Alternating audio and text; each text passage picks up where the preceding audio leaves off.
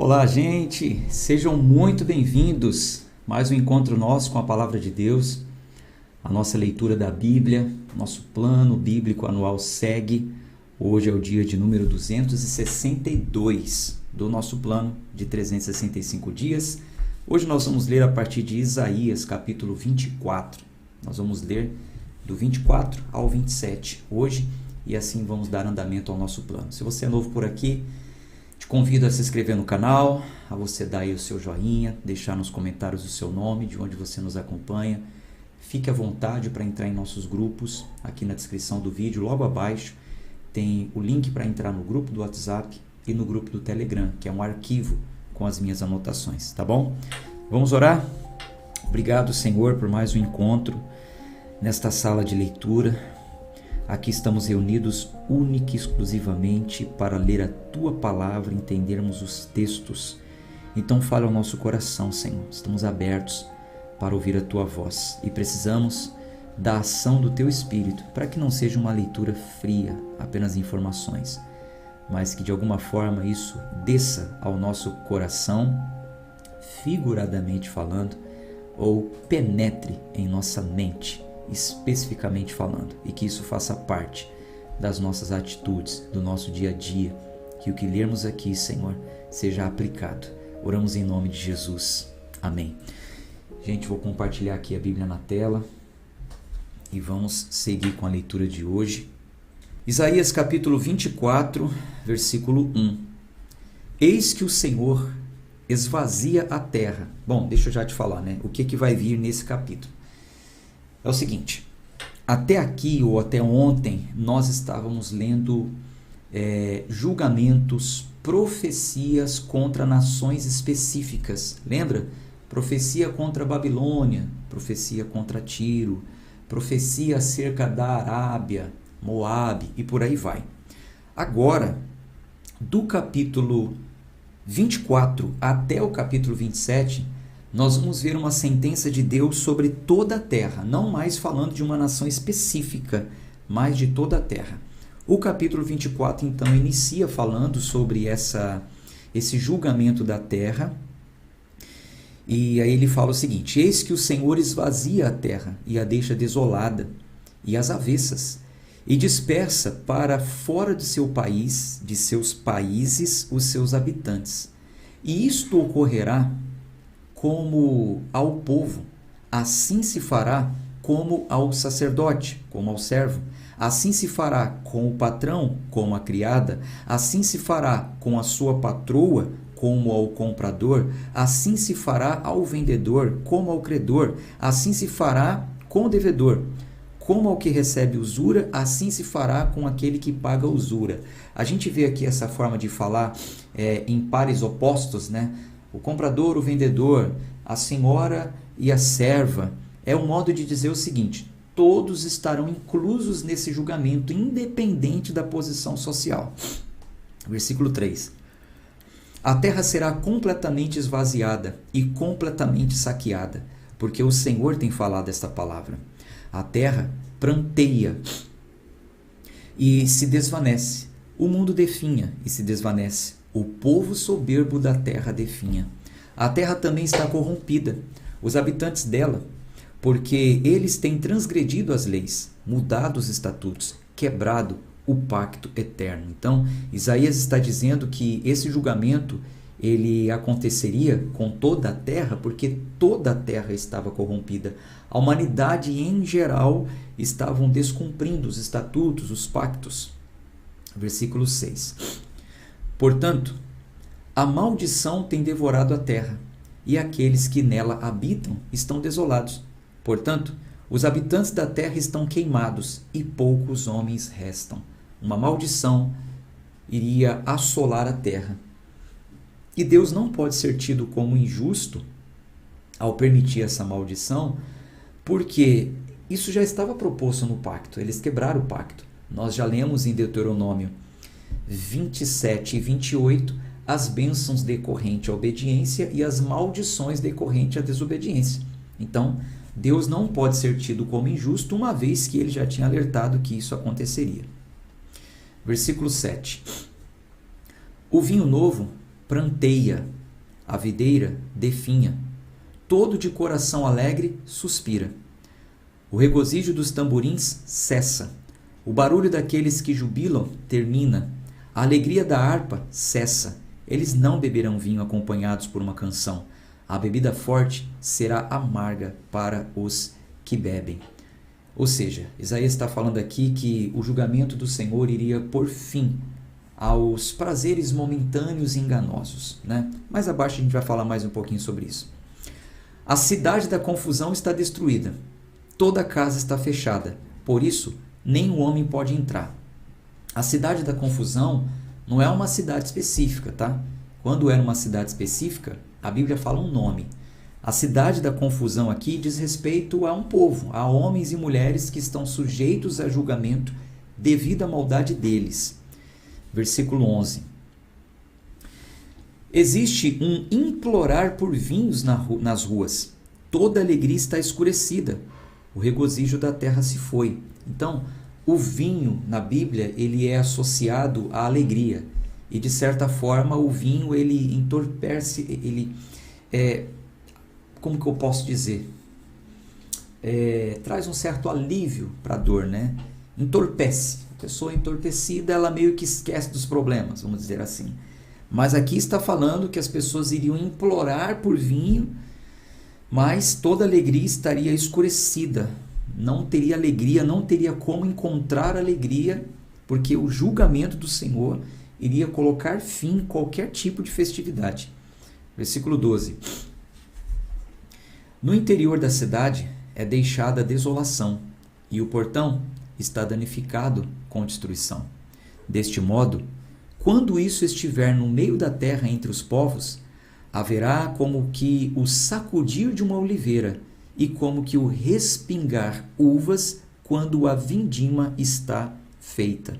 Após a vindima, após a colheita, restam poucas uvas, né? Sacode a videira, colhe as uvas, restam poucas no cacho ou no pé, né? Então, deste modo, quando isso estiver no meio da terra entre os povos, haverá como que o sacudir de uma oliveira e como que o respingar uvas quando a vindima está feita. Ou seja, está dizendo aqui que iriam restar poucos sobreviventes após esse julgamento do Senhor.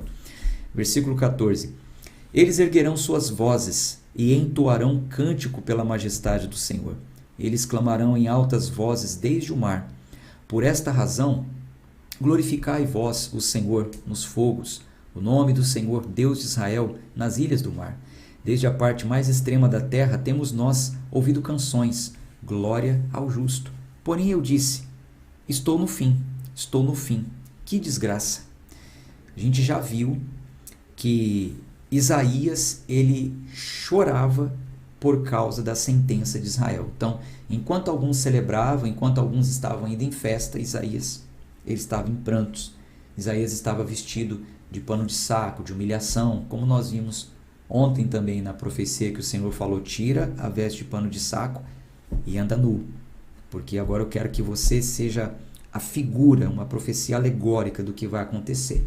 Então, Isaías mais uma vez aqui faz questão de dizer, desde a parte mais extrema da terra, temos nós ouvido canções, glória ao justo. Porém, eu disse, eu estou no fim, que desgraça.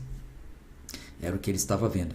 Os traiçoeiros comerciantes têm negociado traiçoeiramente. Sim, os traiçoeiros comerciantes têm negociado muito traiçoeiramente. Temor, a cova e a armadilha estão sobre ti, ó habitante da terra. Acontecerá que o que foge do grito de pânico cairá dentro da cova. O que sair do meio da cova será apanhado na armadilha, porque as janelas do alto estão abertas e os alicerces da terra tremem. No dia do julgamento do Senhor sobre toda a terra, quando o Senhor executar esse castigo, Isaías disse, temor, cova e armadilha estão sobre ti. O que foge do grito vai cair na cova. O que conseguir sair da cova é apanhado em armadilha. Porque as janelas do alto estão abertas e os alicerces da terra tremem. As janelas do alto abertas representam abundantes chuva, tempestades. E os alicerces da terra tremem, representam os terremotos. Capítulo 24, versículo 19. A terra está completamente destruída. A terra está nitidamente decomposta. A terra está extremamente abalada. A terra irá cambalear para frente e para trás, como um bêbado, e será removida como uma choupana, e a sua transgressão será passada sobre ela, e cairá, e não se levantará novamente. Choupana, gente, é uma casa simples, uma casinha de palha, um telhado de palha, uma casinha de sapê. Então ele está falando, quando esse dia acontecer, a terra vai cambalear igual um bêbado e vai ser removida como uma casinha de palha, que uma tempestade leva embora. Versículo 21.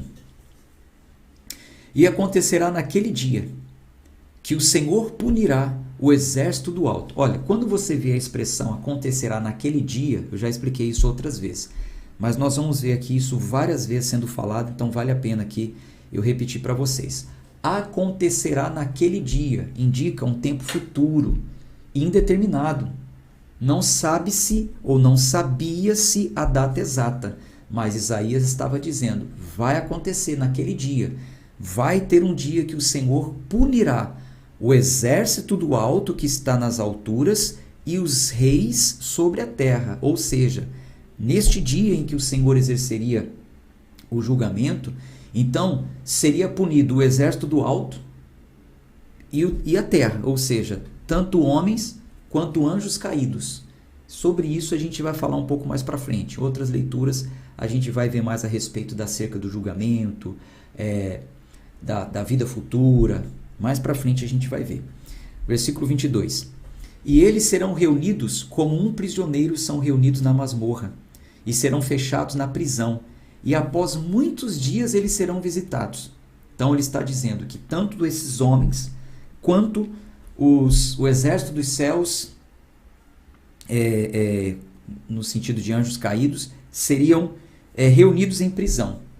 Eles estariam presos até esse dia, versículo 22. E eles serão reunidos como prisioneiros são reunidos na masmorra, e serão fechados na prisão. E após muitos dias eles serão visitados.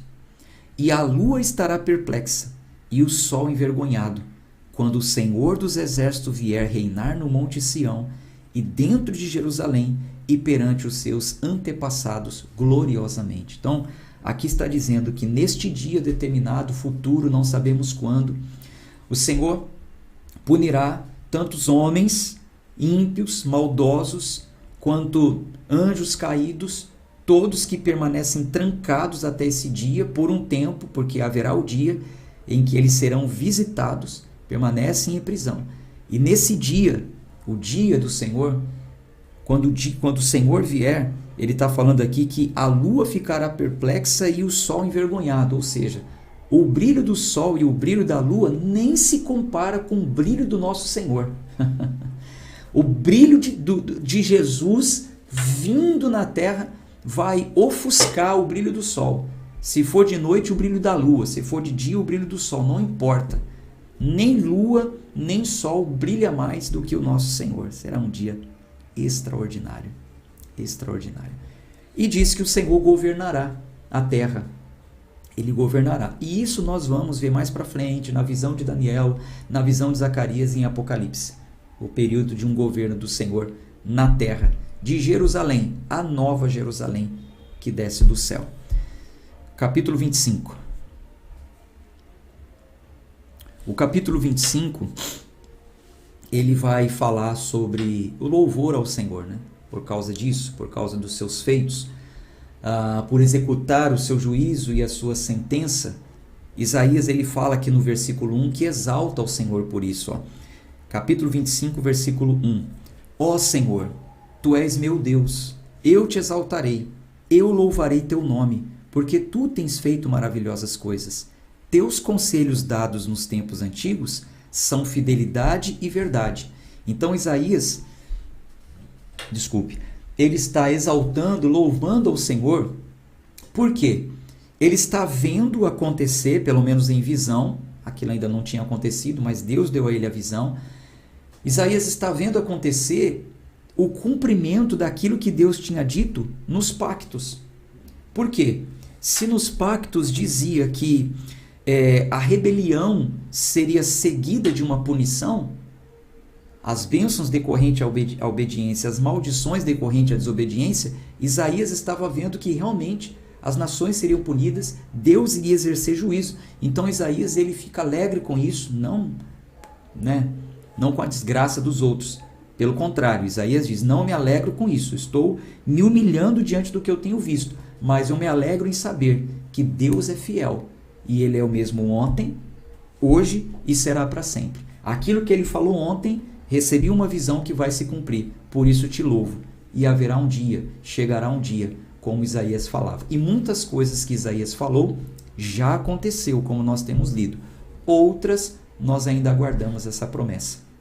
Mas podemos louvar ao Senhor, porque Ele é fiel e Ele cumpre o que falou. Ele não vai voltar atrás, não. É como nós lemos ontem também, né? Aquilo que o Senhor pensou sucederá e aquilo que Ele determinou vai se efetuar. Não pense que não vai acontecer, não. Por isso tenho dito, ninguém sai da leitura do livro de Isaías da mesma forma, a não ser que não tenha temor, a não ser que não tenha sensibilidade, porque em meu coração acende um temor. Quando eu vejo que o nosso Deus, Ele é maravilhoso, amoroso, bondoso, misericordioso, mas também é justiça. Versículo 2. Porque tu tens feito de uma cidade um amontoado, e de uma cidade protegida uma ruína. Um palácio de estrangeiros deixou de ser cidade, ela nunca será construída. Versículo 3. Portanto, o povo forte te glorificará, a cidade das terríveis nações te temerá, porque tu tens sido uma força para o pobre, uma força para o necessitado em seu sofrimento, um refúgio em meio à tempestade, uma sombra em meio ao calor. Quando o poderoso golpe dos que são terríveis é como uma tempestade contra o muro, tu farás cessar o tumulto dos estrangeiros como o calor em um lugar seco, como o calor com a sombra de uma nuvem. O ramo que procede dos terríveis será humilhado. E neste monte o Senhor dos Exércitos fará para todo o povo um banquete de coisas gordurosas, um banquete de vinhos em contato com os sedimentos de coisas gordurosas cheias de tutano, de vinhos em contato com sedimentos e livres de impureza. Então, e neste monte, o monte, quando ele fala e neste monte, era representando o monte onde a presença de Deus se manifestava, não especificamente o lugar, nós não precisamos nos atentar ao lugar, tá? Naquele tempo, o Monte Sião, onde a presença do Senhor se manifestava. Mas a presença do Senhor hoje se manifesta em todos os lugares. E ele está dizendo aqui que quando a presença de Deus se manifestar, então Deus ofereceria um banquete, né? Quando todos os inimigos fossem derrotados, tragados, o Senhor mesmo estaria oferecendo um banquete. Banquete esse que nós também aguardamos, né? Aqui, pequenas nuances desse banquete, pequenas vitórias o Senhor tem nos dado, mas em plenitude sentaremos à mesa com o Senhor. E ele foi preparar a morada e preparar essa ceia, esse lugar. Quando certa vez o Senhor Jesus com seus discípulos, na última ceia, ele disse, olha, eu desejei muito por esse momento. Eu queria muito cear com vocês essa ceia, porque essa é a última vez que eu estou ceando com vocês aqui, até que a gente venha participar dessa ceia no reino. Jesus disse, é a última vez que eu estou ceando com vocês aqui, mas uma ceia ainda haverá no reino. E aí ele sobe e vai preparar. Isso é glorioso, gente. Isso é maravilhoso demais. Bom, qual é a vitória sobre o inimigo anunciada aqui, ó, do versículo 7 ao 12? Vamos ler aqui em sequência. E ele destruirá neste monte a face da cobertura acima de todo o povo, e o véu que está estendido sobre todas as nações. Ele tragará a morte com a sua vitória. O Senhor Deus enxugará as lágrimas sobre todas as faces, e a repreensão de seu povo ele removerá de sobre toda a terra, porque o Senhor tem falado isso. E isto será dito naquele dia. Vejam, este é o nosso Deus. Nós temos esperado por Ele, e Ele nos salvará. Este é o Senhor. Nós temos esperado por Ele, e nós seremos felizes e regozijaremos na sua salvação.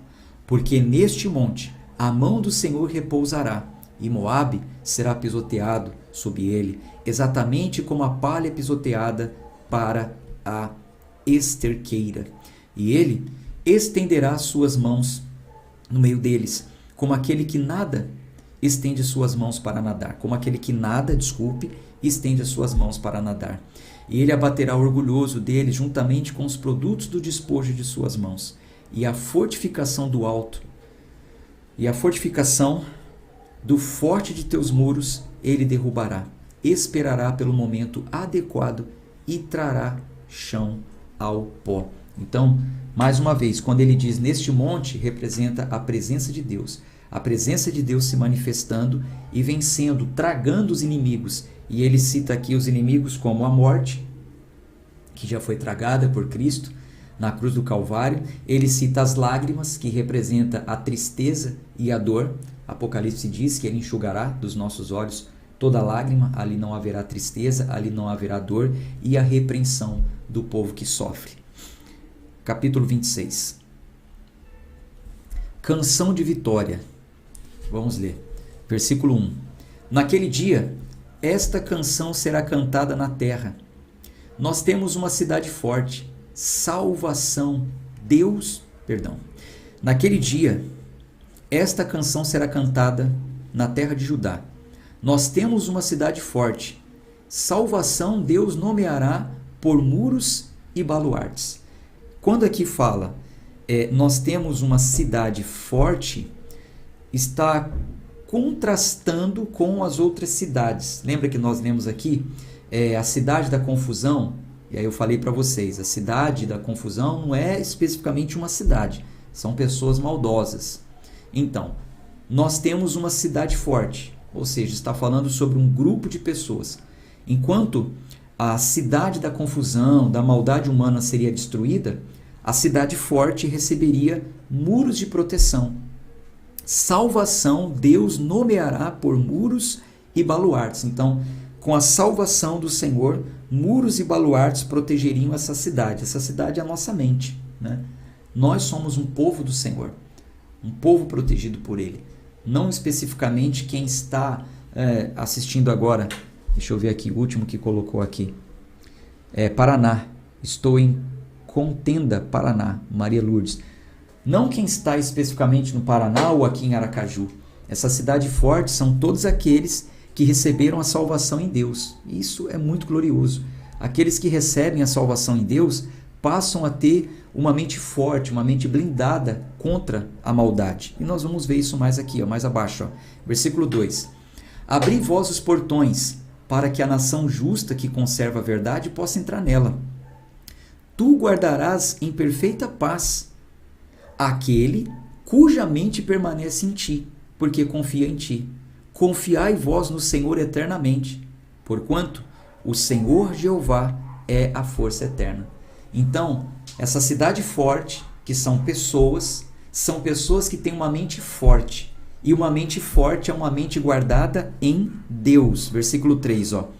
Tu guardarás em perfeita paz aquele cuja mente permanece em ti, porque confia em ti.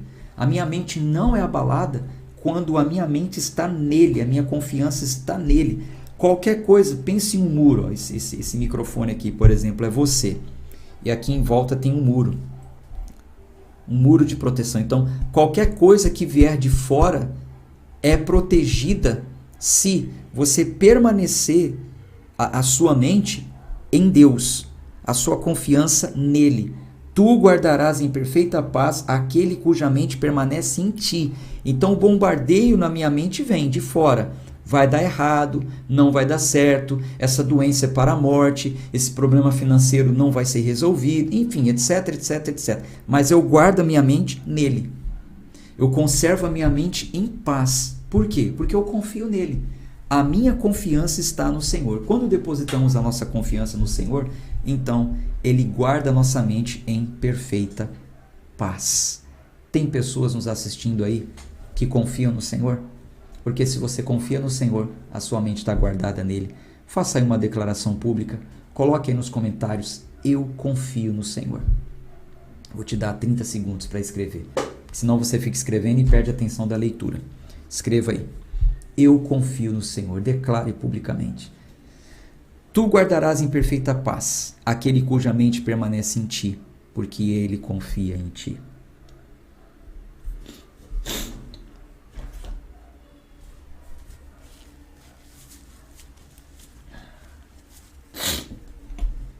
Escreveram aí?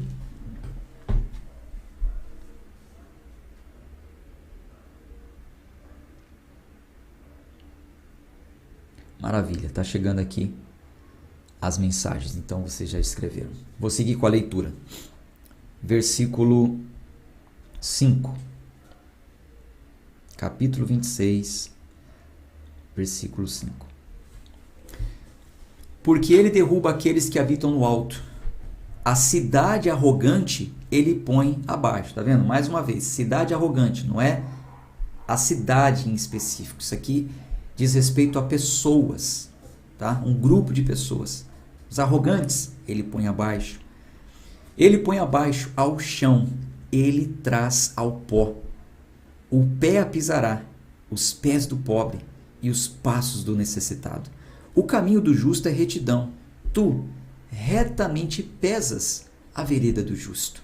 Sim, no caminho de teus juízos, ó Senhor, nós temos esperado por ti. O desejo de nossa alma é para o teu nome e para a lembrança de ti. Isso aqui também é muito glorioso. Veja que o profeta Isaías, ele está falando em nome dele e em nome dos justos. Vou ler de novo. Ó. Sim, no caminho de teus juízos, ó Senhor, nós. Então, Isaías fala dele e dos outros que eram justos. Nós temos esperado por ti. O desejo de nossa alma é para o teu nome e para a lembrança de ti. Então Isaías está expressando aqui em nome dele, em nome dos justos, um desejo ardente que eles tinham por Deus. Eles desejavam ardentemente, a alma deles desejavam que o nome do Senhor se manifestasse para a lembrança dele, ou seja, que o Senhor executasse o juízo, a sentença, o agir de Deus. Eles aguardavam pelo agir de Deus. Mas ele diz o seguinte, versículo 8, logo no comecinho. Sim, no caminho dos teus juízos, ó Senhor, nós temos esperado por ti. Ou seja, estou desejoso. Eu quero muito que o Senhor se manifeste, mas eu espero por ti. Eu entendo que é no tempo do Senhor.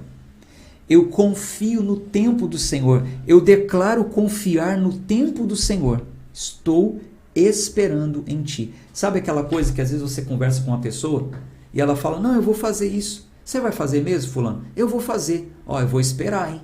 Ou seja, tá bom, ele não falou que vai fazer? Então agora eu vou esperar. Só que o esperar em Deus é descansar nele. Não é dizer, eu espero e depois eu vou lá e tiro da mão de Deus. Não. Eu tenho desejo, eu quero muito, a nossa alma é para o teu nome. Mas eu tenho esperado por ti. E você tem esperado em Deus? Realmente você tem esperado o tempo de Deus? Versículo 9. Com a minha alma tenho eu te desejado durante a noite. Sim, com meu espírito dentro de mim te buscarei durante a alvorada. Pois quando teus juízos estão na terra, os habitantes do mundo aprenderão justiça. Olha só, olha isso. Estou buscando o Senhor durante a noite. Eu busco o Senhor na alvorada, ao amanhecer. Pois, quando teus juízos estão na terra, ou seja, quando Deus julga a terra, quando Deus pune, é nesse momento que os habitantes do mundo aprenderão justiça. Permita que o favor seja demonstrado ao perverso. Contudo, ele não aprenderá justiça. Na terra da justiça, ele portar-se-á injustamente e não contemplará a majestade do Senhor. Bom, Isaías está falando de um povo que, apesar de Deus exercer o juízo e com isso as pessoas aprendem, tem pessoas que nunca vão aprender. Mas o princípio aqui que Isaías está destacando foi ensinado inclusive por Salomão. Nós já lemos lá em Eclesiastes, vou voltar com vocês nessa leitura. Eclesiastes capítulo 8, versículo 11. Olha só o que Salomão nos ensinou. Porque não se executa rapidamente uma sentença sobre a má obra, veja, porque não se executa rapidamente uma sentença sobre a má obra, o coração dos filhos dos homens está inteiramente disposto a fazer o mal. O que Salomão está dizendo? Quando não há sentença sobre uma má obra, quando quem está fazendo coisa errada não é punido, é por causa disso, é porque não se executa uma sentença sobre a má obra, que o coração dos filhos dos homens está inteiramente disposto a fazer o mal. Ou seja, trocando aqui em miúdos entre nós, quando a impunidade é punida, as pessoas aprendem. Agora, se não for assim, o mau comportamento vai ganhando força. Vai ganhando força. E aí as pessoas são encorajadas a continuarem fazendo aquelas coisas erradas. Isso é um conselho muito sábio de Salomão. Por isso que tem certo tipo de coisas que a gente não pode deixar passar em branco. Ainda que com punição, ainda que com repreensão. Quando a repreensão vem, aquilo serve de exemplo. Porque senão as pessoas são encorajadas a ficarem fazendo tudo quanto é coisa errada, né? Infelizmente é o que nós temos visto aí atualmente em um desgoverno. A coisa está desgovernada, infelizmente. Atualmente. Algumas punições. E não importa a quem. Não importa a quem. Não sou partidário. Não importa a quem. Não importa o lado. Errou, tem que pagar. Mas alguns ficam impunes. E isso serve de exemplo para que quem está fazendo coisa errada continue. Né? Não tem punição, não sobra nada, não dá nada. Né? Mas que o Senhor abençoe a nossa nação, tenha misericórdia da nossa nação. Vamos voltar para a Bíblia. Isaías 26, né? Que nós estávamos. Estava lá em Eclesiastes para a gente ver o princípio que Salomão ensinou e que Isaías falou aqui em Isaías 26, versículo 9. Quando ele disse que, pois quando os teus juízos estão na terra, os habitantes do mundo aprenderão justiça. Versículo 11 agora. Senhor, quando tua mão estiver levantada, eles provavelmente não verão. Porém, eles certamente verão e serão envergonhados pela inveja deles com relação ao povo. Pode ser que eles não vejam a mão do Senhor, mas eles vão ver o Senhor na vida do povo. Isso é muito legal. Sim, o fogo de teus inimigos os devorará. Senhor, tu ordenarás paz para nós, porque também tu tens operado todas as nossas obras a nosso favor.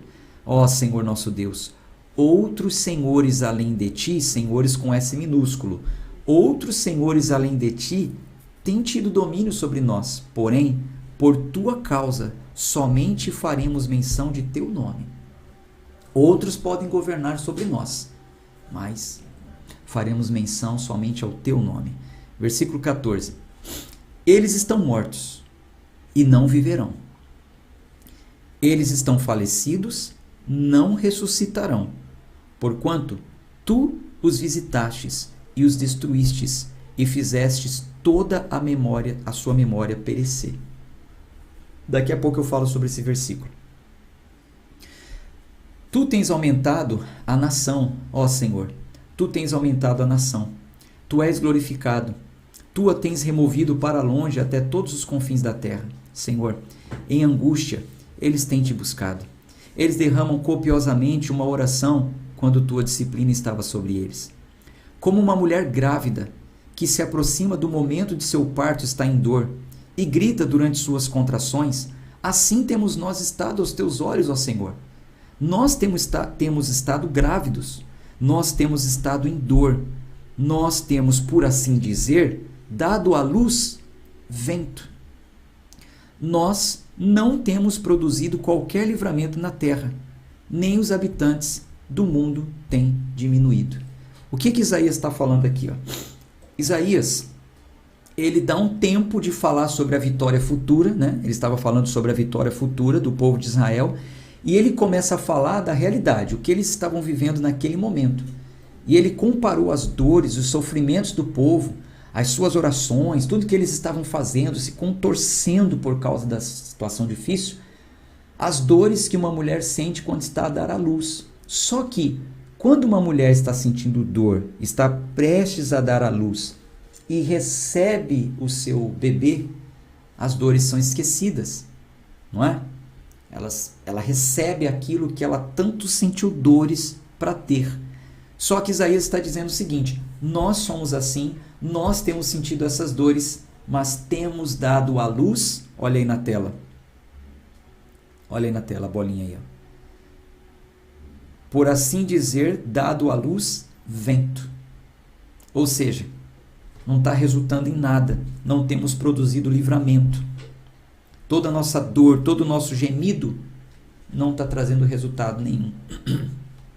Versículo 19. Teus homens mortos viverão, juntamente com o meu corpo eles se levantarão. Despertai e cantai, vós que habitais no pó, porque teu orvalho é como o orvalho das ervas, e a terra irá expelir os mortos. Então aqui, Isaías está falando sobre vida após a morte. Enquanto uns, voltando naquele versículo que eu tinha falado, versículo 14, ó, eles estão mortos, eles não viverão. Quem são eles? Os inimigos, os ímpios, aqueles que Isaías estava falando deles. Eles estão mortos e não viverão. Eles estão falecidos, não ressuscitarão, porquanto tu os visitastes e os destruístes e fizestes a sua memória perecer. Tá? Mas o povo do Senhor, teus homens mortos, viverão. Juntamente com o meu corpo morto, eles se levantarão. Despertai e cantai, vós que habitais no pó, porque o teu orvalho é como o orvalho das ervas, e a terra irá expelir os mortos. Então, aqui, Isaías está falando sobre vida após a morte.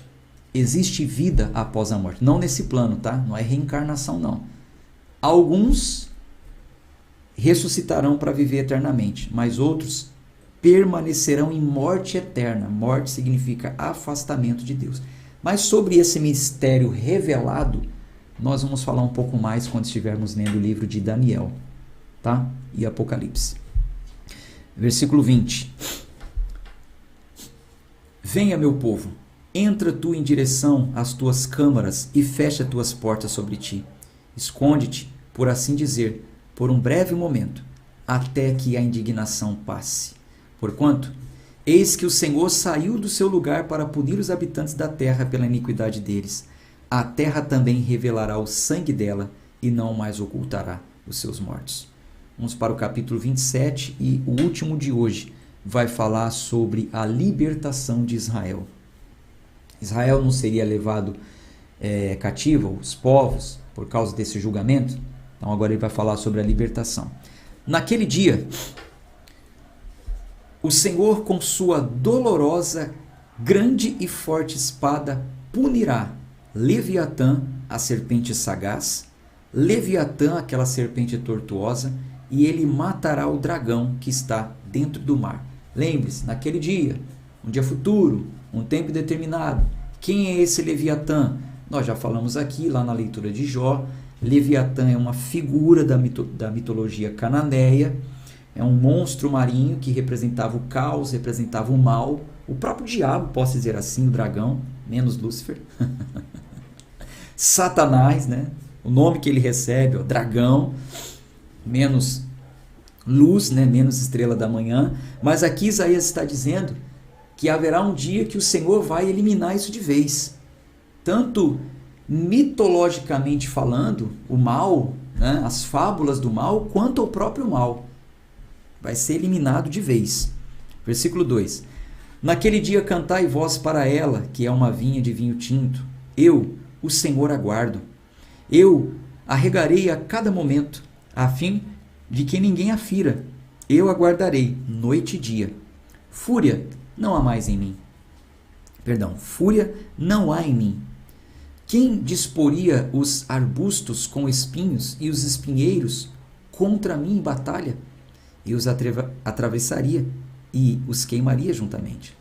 Ou deixe-o assumir o controle da minha força para que ele possa fazer as pazes comigo, e ele fará as pazes comigo.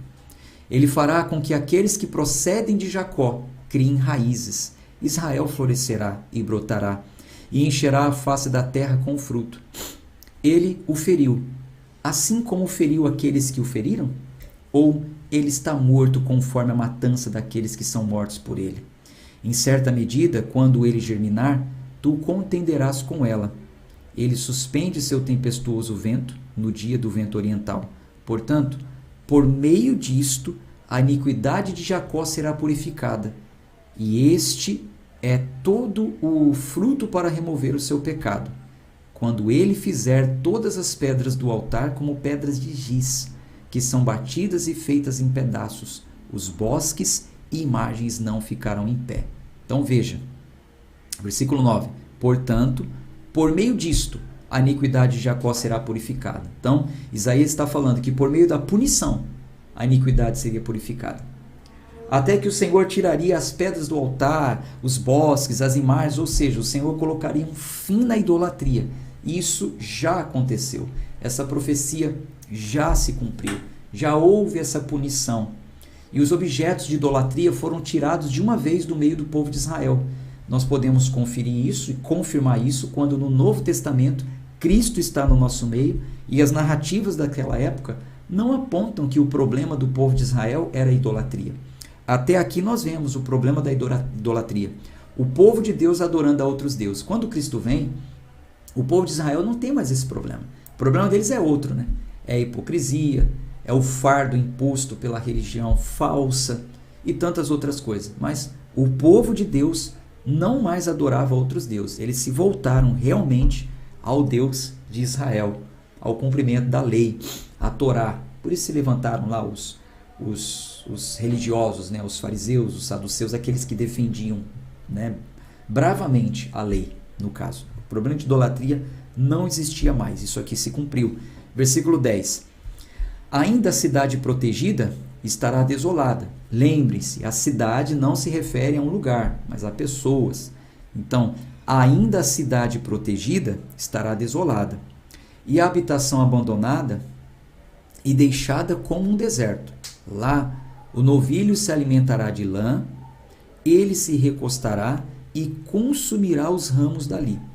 Quando os galhos dali estiverem murchos, eles serão arrancados. As mulheres vêm e os colocam no fogo, porquanto este é um povo de nenhum entendimento.